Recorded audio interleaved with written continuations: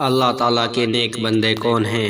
اللہ تعالیٰ اپنے کلام میں ارشاد فرماتے ہیں وَعِبَادُ الرَّحْمَنِ الَّذِينَ يَمْشُونَ عَلَى الْأَرْضِ هَوْنًا وَإِذَا خَاطَبَهُمُ الْجَاهِلُونَ قَالُوا سَلَامًا، اور رحمان کے وہ بندے جو زمین پر آہستہ چلتے ہیں اور جب جاہل ان سے بات کرتے ہیں تو کہتے ہیں بس سلام۔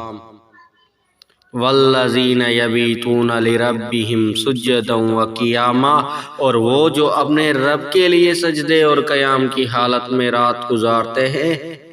والذین یقولون ربنا اصرف عنا عذاب جہنم، اور وہ جو عرض کرتے ہیں اے ہمارے رب ہم سے جہنم کا عذاب پھیر دے، ان عذابہا کان غراما، بے شک اس کا عذاب گلے کا پھندہ ہے، انہا ساءت مستقرا و مقاما، بے شک وہ بہت ہی بری ٹھہرنے اور قیام کرنے کی جگہ ہے۔